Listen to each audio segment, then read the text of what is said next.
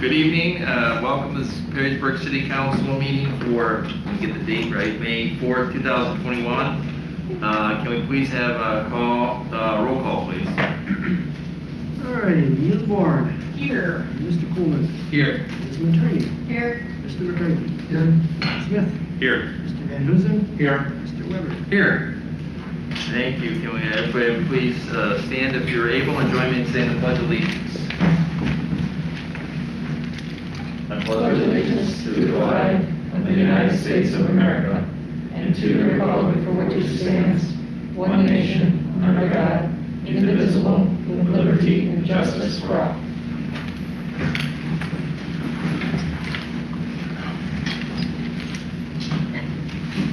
Okay. Minutes of the council meeting of April 20th, 2021. Thank you, Mayor. Everyone has received a copy of the April 20th, 2021 meeting minutes. With that, I would like to make a motion to approve the meeting minutes of the City Council meeting held on April 2021 as written and to dispense with their reading. Roll call, please. Okay, Ms. Bourne. Yes. Mr. Coolman. Yes. Ms. Materney. Yes. Mr. McCarthy. Yes. Mr. Smith. Yes. Mr. Van Huzen. Yes. Mr. Weber. Yes.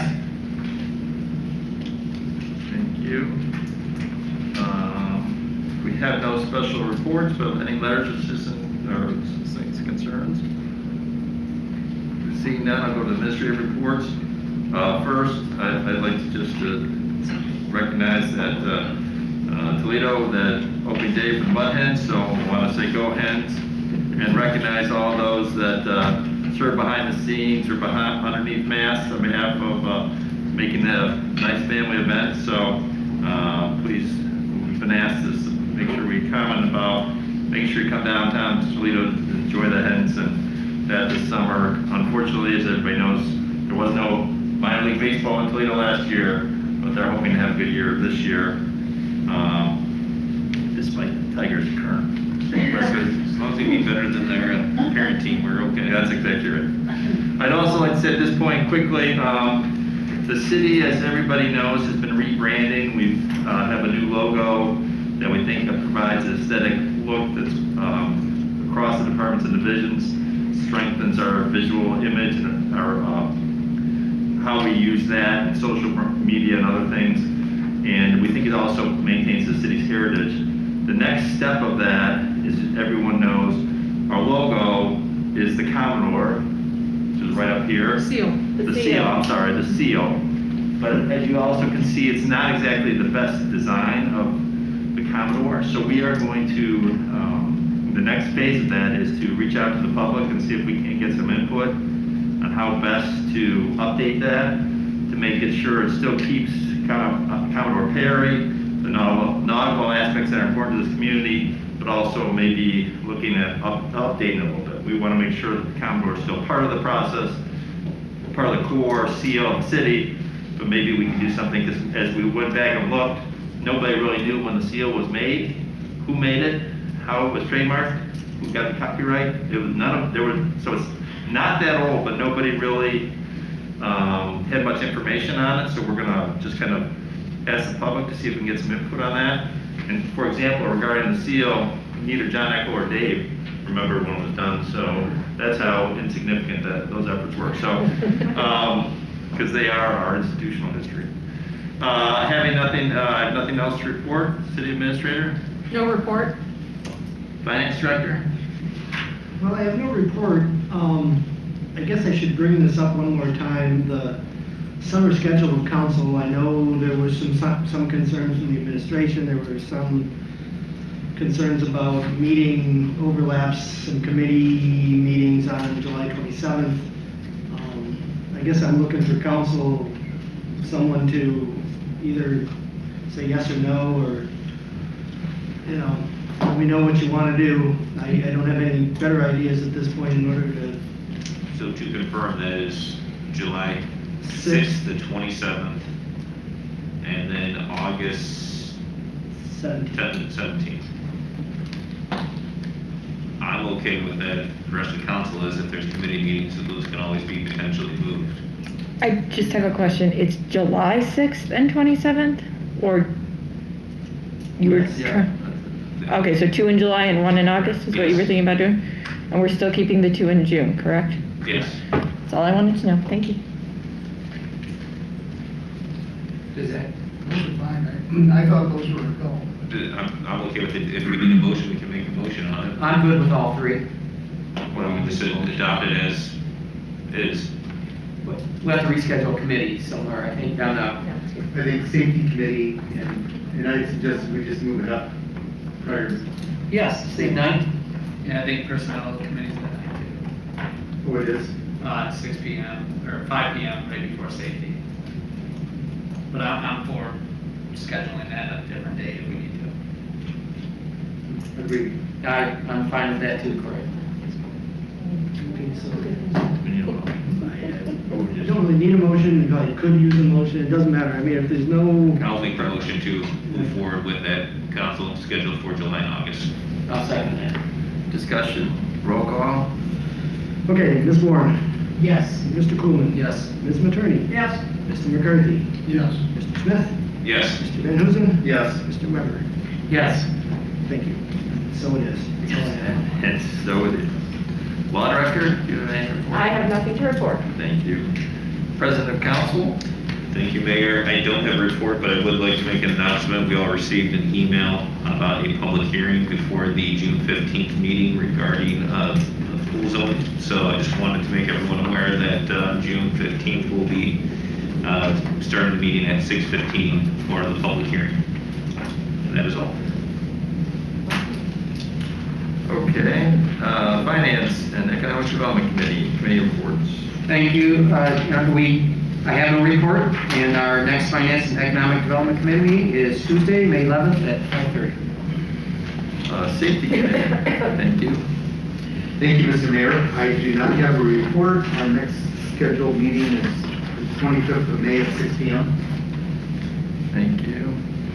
Recreation Committee. No report, Mr. Mayor. Next meeting is going to be in May, obviously, second Tuesday, next Tuesday, at 6:30. Thank you. Planning and Zoning. No report, meeting, excuse me, on May 12th at 5:30. Personnel. Okay, I have no report since the last one. We did cancel our meeting that was scheduled for the end of April.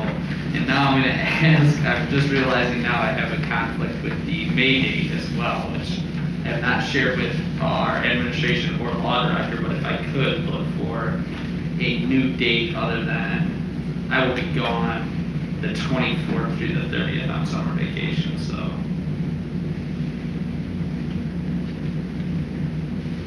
Are there any good dates for the administration, or is that something I should tackle later in an email?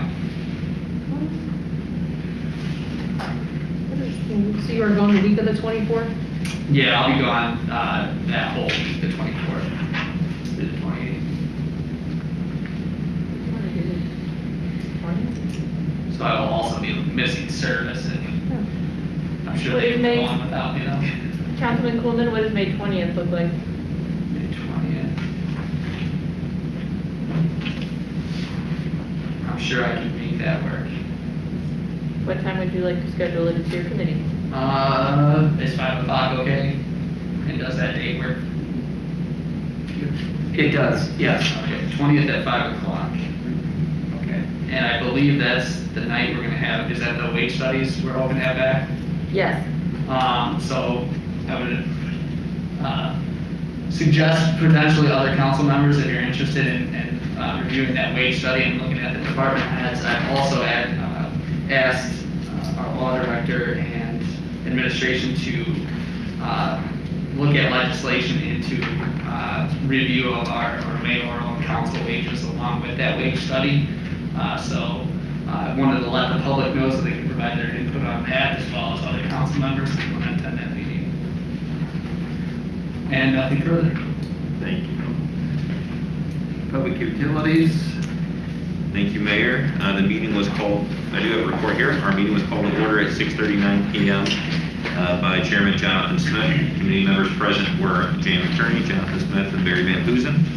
Also present were Kate Sandretto, Law Director, and Al Sconti, Director of Public Utilities. First item on the agenda, we had a presentation from the Lake Erie Waterkeepers with Dr. Earl Campbell, who is present to request the City Council pass a resolution asking that President Biden sign an executive order for federal management of Lake Erie. Dr. Campbell explained that in 2009, President Obama signed an executive order for Chesapeake Bay, and they are looking for something similar to that for Lake Erie. Dr. Campbell gave the committee the background information on the Chesapeake Bay project on issues with Lake Erie. He stated that there has been no effective repair of the problem affecting Lake Erie, which is why they would like an executive order. Mr. Smith and Mr. Van Hoosen said they would like to see the details of the executive order before they agree to support it. Dr. Campbell said that he does not have the executive order, but they would like to be similar to the Chesapeake Bay order. The committee thanked Dr. Campbell for coming to the meeting. Mr. Smith added that he is looking forward to hearing what Team McCall has to say about the issue as well, as that's going to be presented to them. The sewer credits tabulation, Ms. Gotcha reported that the only activity on the sewer credits since the last meeting was a recalculation of the previously approved credit, which resulted in a credit of $27.26. In other business, Mr. Smith asked that Ms. Gotze let the committee know the number of overflow events year to date and for 2020. Ms. Gotze said that they have a notification system that individuals can be added to the list. Mr. Van Hoosen suggested that the committee be updated quarterly. Ms. Attorney asked about the city joining a COVID study through the wastewater treatment plant. Ms. Gotze stated that it started in February and we were invited by the Ohio Department of Health. She said that it's paid for by the state. Samples from raw effluents are taken from the wastewater treatment plant 2 times a week. The committee asked that Ms. Gotze send them the link for the results of the study. Ms. Gotze said that she would do that, and she added there's a link on the city website. Mr. Smith stated the study on the Fort Meigs Road ditch has been received and will be discussed at the next meeting. There will be no further business. The meeting adjourned at 7:33 p.m. As an update as well for the Lake Erie Waterkeeper, I did forward over an email that I received from the Ohio EPA to our committee members just a few moments before the meeting started. I have called and spoken with the Ohio EPA and have messages out with a couple other entities in the state to find out what exactly the state is doing at this point. I know that Governor DeWine has instituted H2 Ohio in 2019 and set aside some significant funding to address this issue as well. So I'm waiting to speak with them to find out how this is proceeding with the state, and we'll report back information as I receive that as well. That being said, that is the end of my reports. Thank you.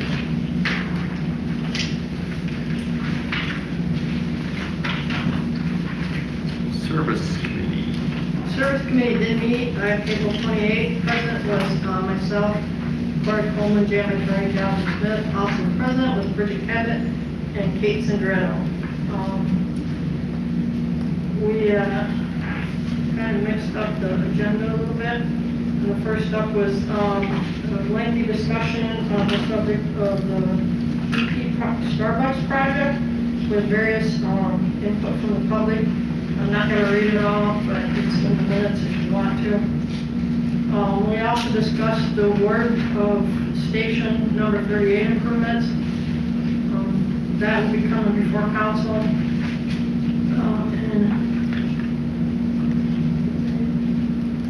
I'm sorry, what? Do you want me to read everything? Yeah, we'll do the resolution after you read the. And we had a lengthy discussion about that. Ms. Sandretto stated that Ohio Revised Code 9.312 provides details about how to determine the lowest, most responsive bid and the most responsible bidder. She said the bids were open for Fire Station 38 improvements. The lowest bidder was KCS Contracting with a bid including all 3 alternatives of $185,939. The next lowest bidder was Lathrop. Ms. Sandretto presented credit reports for both bidders. KCS Contracting's credit score is lower than Lathrop's, and they have several liens in their businesses. Lathrop does not. Ms. Sandretto also provided information about the workmanship by KCS Contracting on a past project. She played an audio recording of the Toledo City Council meeting. The owner of KCS Contracting stated that the issues would have been found by an inspector. Ms. Sandretto stated that the basis of this logic, the city would have to hire an inspector to present during the entire project, and additional costs would remove KCS contracting as the lowest bidder. She said that in her legal opinion, Lathrop has the most responsive bid and is the most responsible bidder. Ms. McCurry said that based on the liens and past performance, she would recommend Lathrop as her most responsive and most responsible. Mr. Coleman said the liens are troubling, and as a layperson, you could see the workmanship in the pictures is not acceptable. He said that KCS contracting does not appear to be the most responsible. Mr. Smith asked about the bid forms, and Ms. Sandrello said that they were prepared by the architect Munger and Munger and Associates. There's a brief discussion about consistency on bid forms for projects. Mr. Smith said that he supports the recommendation of the other council members. The committee agreed 3-0 to move forward a resolution to City Council awarding the contract to Lathrop based on them being the most responsive and most responsible bidder. Next item on the agenda was permission to purchase a 2022 Freightliner rear loader. And Ms. Sandra. Just call me Kate. I know. Call me. Kate, and Ms. Sandretto requested permission to enter in contract with Best Equipment Sales for the purchase of 2022 Freightliner M2106 Loadmaster 25-yard rear loader. The committee agreed 2-0 to forward this on to the City Council. Permission to purchase a Mobart chipper. Ms. Sandretto requested permission to enter into contract to purchase a Mobart Beaver model 1415 chipper to supplement the 2006 chipper, which is breaking down on a regular basis. The committee agreed 2-0 for this on to City Council. Award bid for 2021 resurfacing, and it was 2-1 because Councilman Corrigan bid by Ms. Sandretto reported that Harry Bergman Inc. was the lowest bidder on the construction portion of the 2021 resurfacing project. And committee agreed to 2-0 to forward the resolution on the City Council. Other business, Mr. Smith called attention to the recent announcement about glass recycling. He said it's nice to see, he said that it is nice to see things moving forward with saving costs. There being no further business and meeting adjourned at 6:30 p.m. Respectfully submitted by Dan McCurney. Our next meeting is Wednesday, May 26th, 2021 at 5:30, right before the closing meeting at 6:30. Now, I have some legislation I'd like to bring forward. Okay, first one. Resolution 34-2021. I would like to introduce it and move that the rules be suspended, allowed for its reading by number and title only, and to dispense with the second, third readings. Second. Roll call. Okay, Ms. Warren. Yes. Mr. Coolman. Yes. Ms. Maternity. Yes. Mr. McCarthy. Yes. Mr. Smith. Yes. Mr. Van Huzen. Yes. Mr. Weber. Yes. Resolution number 34, 2021.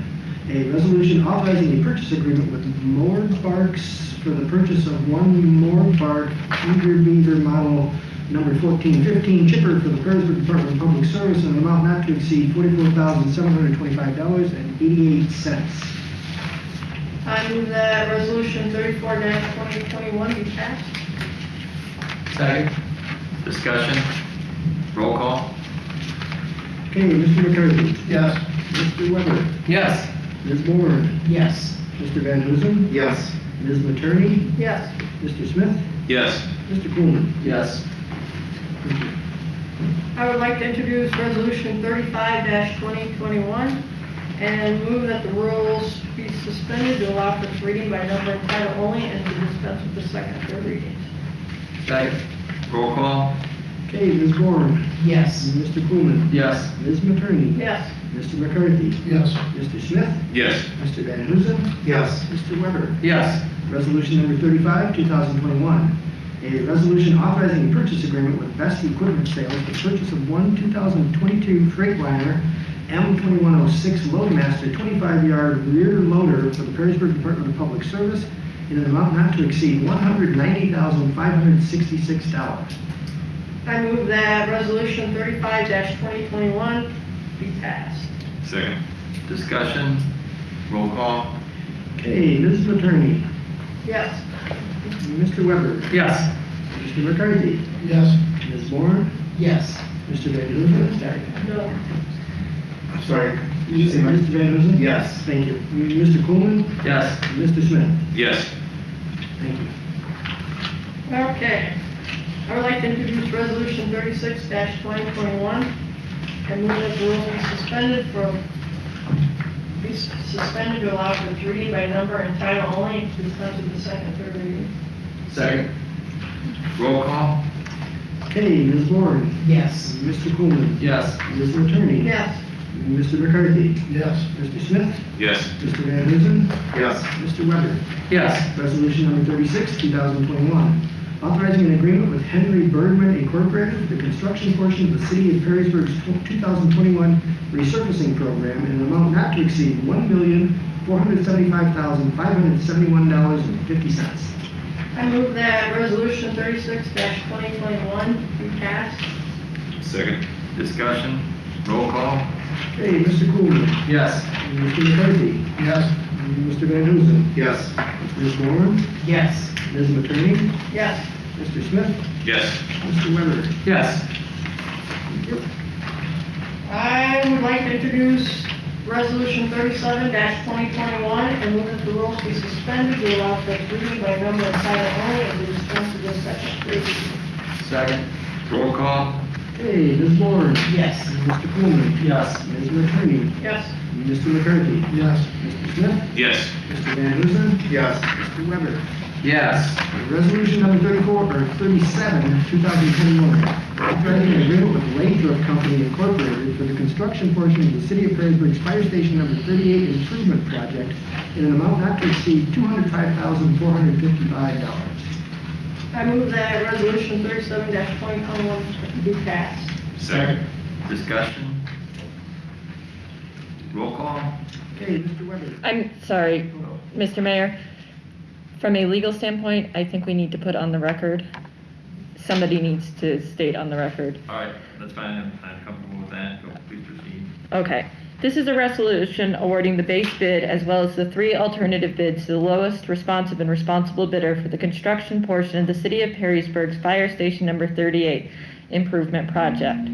KCS Contracting LLC submitted a base bid including 3 alternatives for a total of $185,939. The Lathrop Company Incorporated submitted a base bid including 3 alternative bids for a total of $205,455.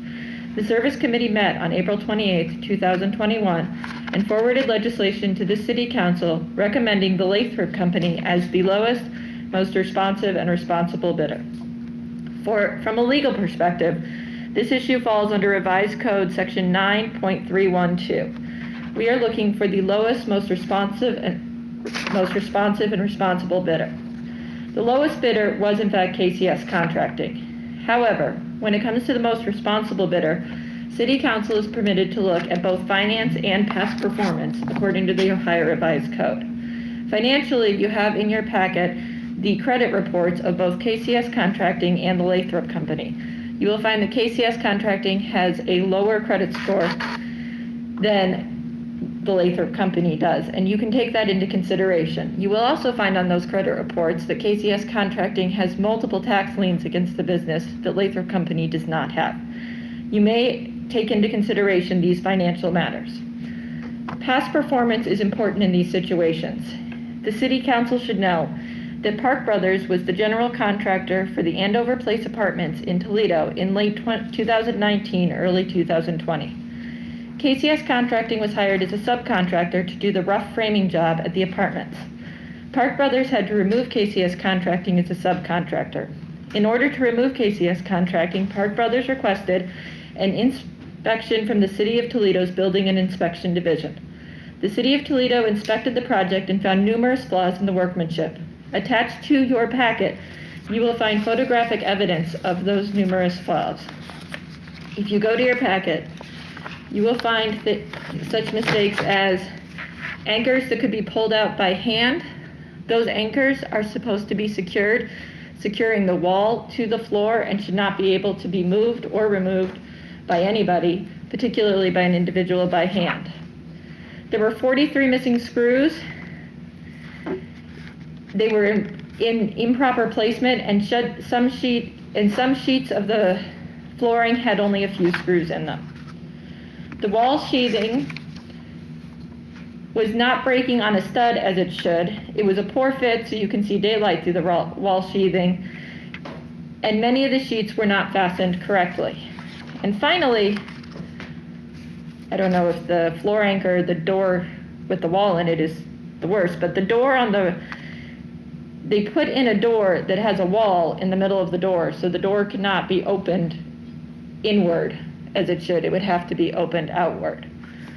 All of this workmanship was presented to the City of Toledo Council because the City of Toledo in early 2020 was considering whether or not they wanted to certify construction contracting companies. That issue has been tabled because of COVID, but this particular contractor had presented previously that he felt there was no need to certify contractors because everybody in the city was doing perfectly fine work. Then this inspection was done of his work, proving that that was not true. His testimony was recorded at that city council meeting, and we would like to play it for you now. And we will do our best here. We're a little audio challenged at the moment. So you have to listen carefully.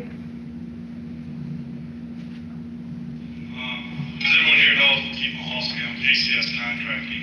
I am the contractor that he's referring to in Andover. I am the contractor that spoke on Sunday morning.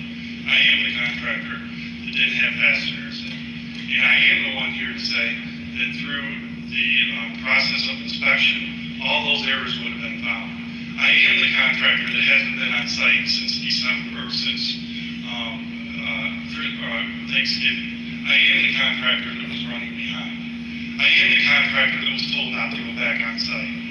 I am the contractor that has a lien on a project for $140,000 for not being paid. There are two sides to every story. And the bottom line is here, through the inspection process, all these problems that I did would have been found. It doesn't matter if these guys are licensed or not. Those would have been found through inspection. There's two sides to every story here.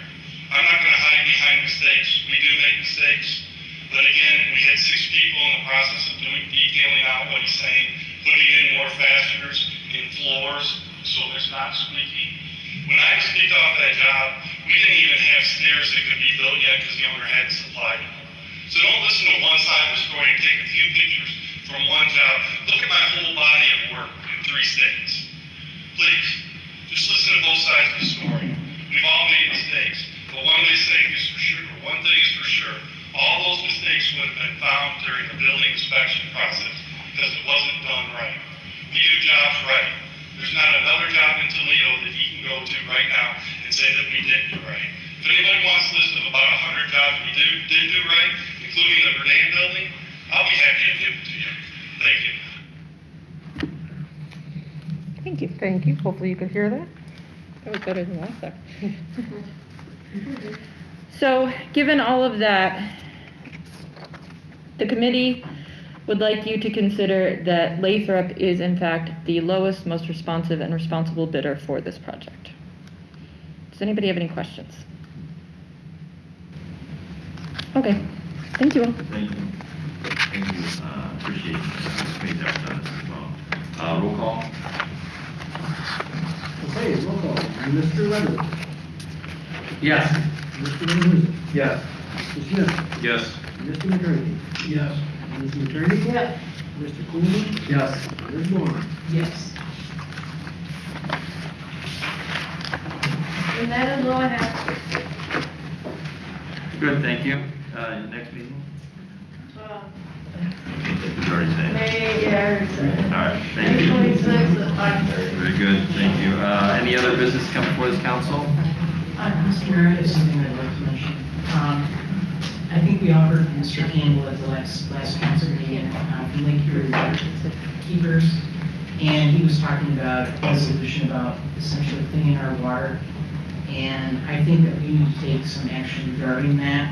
I've advocated for many years an initiative should be done to end the process of pollution of the Maumee River. And I failed to see why we're not at least doing something to do something about that. Well, I think the Utilities Committee said they were waiting for some guys from TeamCog on that issue, because TeamCog's going to take it up. Not just that, but we all received the actual copy of the executive order yesterday. At least I received it yesterday, as I was out of town all weekend.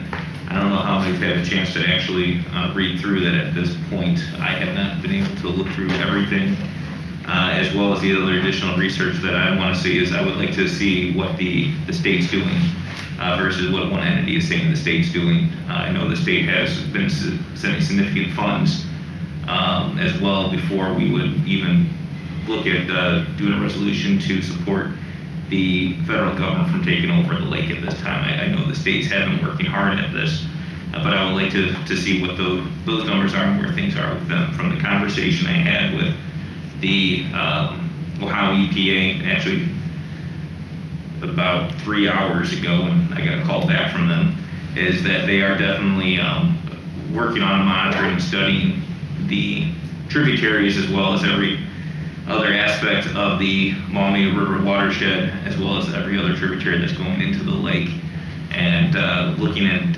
finding out what the phosphorus loads that are coming in, and identifying what they can do, as well as working in conjunction with the Ohio Department of Agriculture, the H2O or H2 Ohio plan, which I mentioned earlier as well. So I really want to make sure we have everything before we just pass a resolution in support of an executive order that we don't have all the facts on. And I think that is our due diligence as council members, to make sure that we have as much information in front of us before we pass a resolution that could negatively affect us if that is truly the case. So is it fair to say that this will continue to be in front of the Public Utilities Committee? Exactly.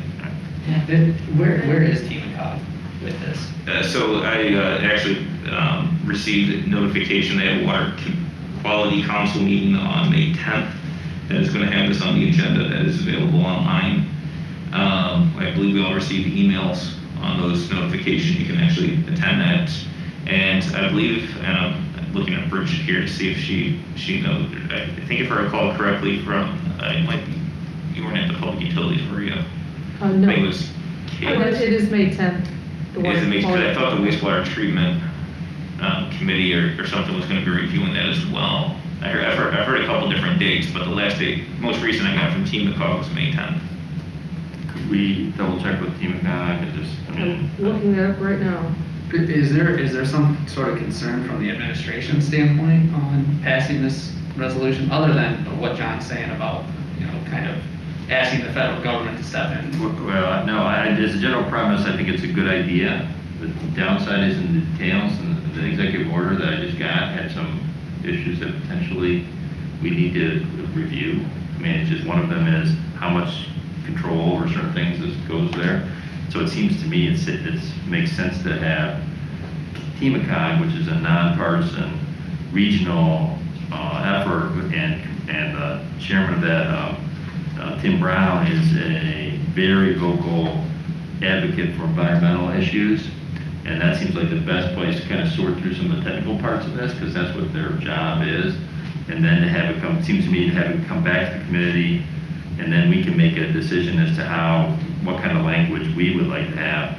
I think it's a great idea in principle. There are some nuanced parts of it that I think we need to make sure we're careful about.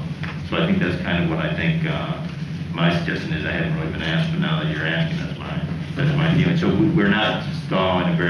It's not being stalled because by the end of May, utilities would have met again. TeamCog will have met. We'll have some guidance on some bigger scales that we're not able to do our own due diligence about. Okay, I just wanted to Yeah, ask no, that that's question fair. Because I haven't commented on that, so. Right, after talking with Dr. Campbell, I know one of his Right. concerns was it just being tabled and not discussed again. Right, I don't think that's Just to let everyone know as well, and I apologize for interrupting, but I just forwarded out the May 10th Water Quality Council meeting that has this on the agenda for everyone. There is a go-to meeting link on there as well for you to be able to watch the proceedings as they occur. Right, especially, I guess, from the administration point of view, at least the mayor's point of view, I think the great, Lake Erie is a huge resource that we have to make sure is healthy. I grew up in Ava Lake in the early 60s when it wasn't. And I remember being screamed at for going near the lake when I was a little boy. So by the time I was in high school, we could go in the lake. So I think it's a huge resource, and we have to make sure we take care of it. So I think Dr. Campbell's presentation is very persuasive, and we need to make sure we do our due diligence before we act. So. As someone who sits on the Public Utilities Commission, I agree with what you guys are saying. He did make a really good presentation, but he did not have anything for us to read, and I think it would be irresponsible of us as a committee to send something on a council, and we don't have the hard copy of what we're supposed to be forwarding on. So this is the better way to go. Let's see what proposal is. Let's get the input from various agencies and go from there. As I recall, having attended the meeting as a bystander a week or so ago, there was mention about the Chesapeake Bay, and I believe the law director sent some of us that out to take a look at. So I think that's some of what he touched upon, as I heard. I do think that we need to clean up the mommy and not wait, because we're looking at future generations, not just ours, but ours, people's grandchildren, as Dr. Campbell said. And I would just like to add, being on the Public Utilities Committee as well, it's a piece of information Dr. Campbell has piqued my interest on this a little bit, and is the federal court case before Judge Carr right now that's charging the United States EPA for lack of action that they were authorized to do in 2012. So I'm curious as to what the holdup is in that whole process, because they have some authority that's been granted to them that there's no movement. So I need to do more. I mean, we could all do more research on what actually is stopping the United States EPA from taking action as well. Well, I guess I appreciate that's an excellent point. It seems to me that this will stay before the Utilities Committee and it will not be buried in committee forever. I don't intend to keep things in committee to die. I mean, we'll continue to have these further conversations as well, and there's a lot of information, and I can assure everyone in council, and I encourage everyone in council to reach out to the different entities within the state to have these conversations so we're all well educated. We could probably have presentations for hours and days on this, but at the end of the day, we have to make sure that we do our due diligence individually as well. Very good. Any other business come before council? If not, I'll entertain a motion to adjourn. I'll make a motion to adjourn. All